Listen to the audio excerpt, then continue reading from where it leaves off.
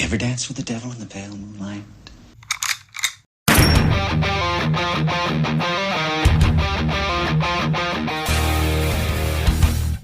Hello everybody, Film Trigger here. My name is Stevie Cade. My name is Seth Draven. And happy 1 year anniversary to Film Trigger. I don't even know how that even happened.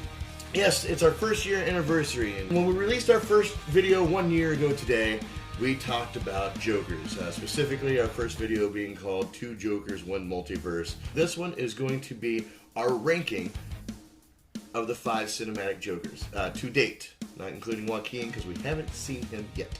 Right. So without further ado, we're going to start with number 5 on our list, which is Cameron Monaghan.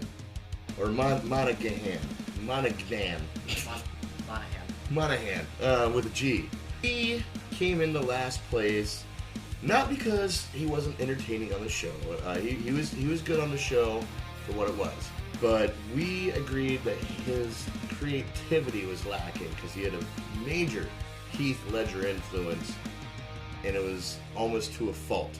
When I watched the show, all I could think about was he's doing his best Heath Ledger impression. People will die, starting tonight. I'm a man of my word. You're all prisoners. What you call sanity is just a prison in your minds. And it took you some convincing. It did, yes. I had him on a completely different spot in my ranking. Out of all the people on this list, he's the only one that wasn't original. And Right. that really brought him down. His acting was almost borderline overacting. Let's be honest though.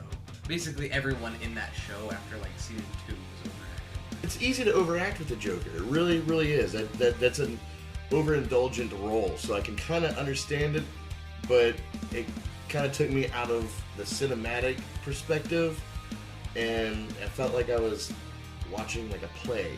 Number 4, Jared Leto. Jared Leto. And do you want to head this one off? There were 2 things I wanted to talk about here. His laugh, which I thought in the trailers, it was like cool. It was like, ooh, that's creepy, It's creepy. It's new. It's fresh. And then when I'm watching it in the theater, I'm just like, he's on screen going, ah.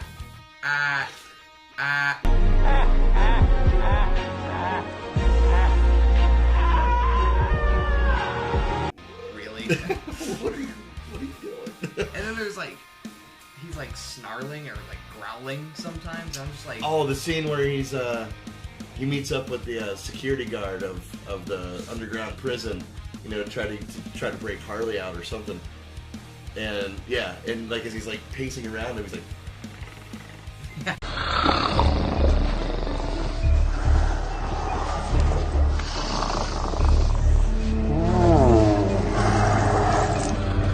stop. Like I'm literally sitting there in the theater. I'm just like, stop, man. No one wants to see you do that.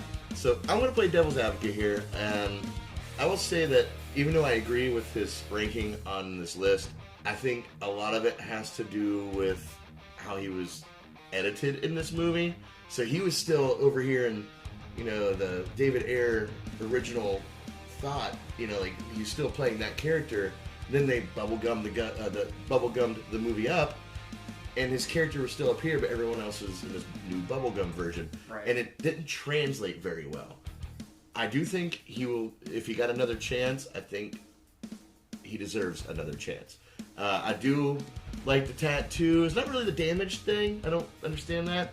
But I do like the tattoos. I do like the completely different take, because you need to evolve this character from what we've already seen. Which kind of leads us into number 3, being Cesar Romero. He was the original.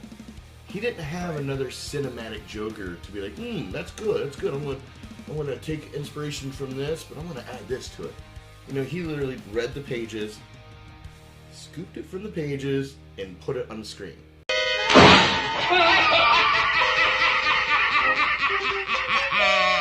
Come, my comic co-horse in crime!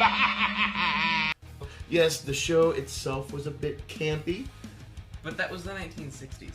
Right, and it doesn't translate very well to like you haven't. What I mean by that is I saw that show before the 1989 Batman came out, so there was nothing else for me to judge Batman and all these characters on besides cinematically speaking.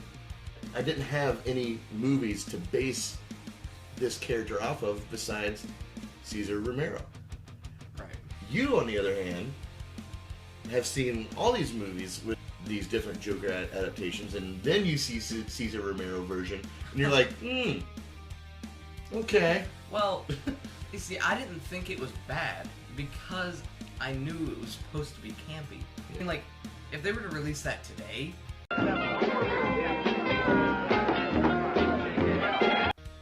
yeah, I'd probably have something to say about it, but Yeah, the point still remains, he was the original, and he didn't disappoint. He did a great job. And, also give him a little props for not shaving the mustache. But yeah, he kind of set the staple. Okay, this is Joker, straight from the comic books. If you want another cinematic Joker, level up. And who did that? Jack Nicholson. Jack Nicholson. And he ranks number 2 on our list here. I honestly was debating between putting him at number 2 or number 1, because he was this. First time I watched that movie, I was incredibly young, but I still liked it. And then I watched it recently, a year or two ago. It's good.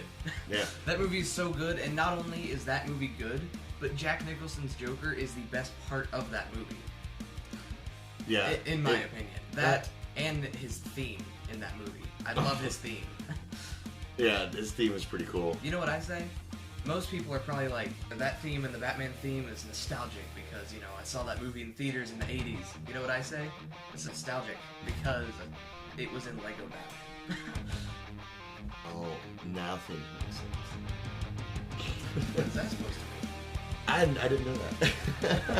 Oh. I didn't know that. I'm like, why is he really focusing on this music thing? Now I understand. Now it makes more sense. Gotcha. But Jack Nicholson did what I had said earlier, level it up. He took Cesar Romero, and you could see some light influences of Cesar Romero in there, but he made it his own. He made him scary. He made him intense. He made him sadistic. Tell me something, my friend. You ever dance with the devil in the pale moonlight? What? I always ask that of all my prey. I just like the sound of it. And which is how the Joker is, but in the 1960s, the campiness kind of took that part out of it. Right. So he reminded everybody just how scary the Joker actually is and could be, and he just played the role so well. And not only that, but he was Bob Kane's choice to play Joker. He was, wasn't he? Yep, the guy who created Batman, and that says something. That says something. So, but yeah, he leveled it up, he made it his own, and that still holds today. And I'm like Seth, I was choosing between him and Heath for 1 and 2, but essentially Heath got number 1 because not only did he take Jack Nicholson's and level up, but he reminded us that this person actually exists in the world. At least that version of him. That type of person does exist. We need to be scared in real life of that person. What did you say earlier? If I saw Jack Nicholson's Joker walking towards me, I would just start backing away, But if I saw Heath Ledger's Joker walking towards me, I'm out. I'm running away right there. Out, yeah, and that's a big difference. One looks shady, the other one looks scary as all hell. Oh, and every day he doesn't, people will die. Starting tonight. I'm a man of my word. And not just look, but they act accordingly. And Jack Nicholson being the mafia, classy, still dresses nice, and the other dude yeah, whatever, man, I'm gonna blow shit up. That was my Heath Ledger Joker with Jack Nicholson's voice. Weird. Anyway. See this pencil? It's gone. But yeah, Heath Ledger, he definitely leveled it up. He did such a great job, immersed himself in that role so deep that some speculate that's actually what led to his death, because all the medications he was taking, the Ambien he got addicted to playing this character. And Jack Nicholson even went on record. I saw an interview where he's signing photos, and they're like, "Hey, what do you think about Heath Ledger?" After he had passed, and Jack says, "I warned him. I can only assume, about playing that character and getting immersed into it." So, but yeah, that's our ranking of the 5 cinematic Jokers.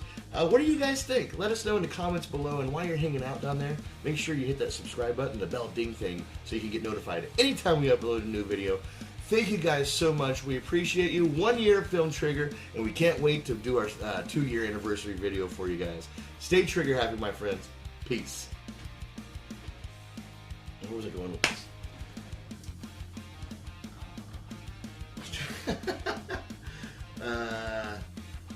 Anyway, yeah, but anyway, Sam, this whole shit I'm gonna have to edit out.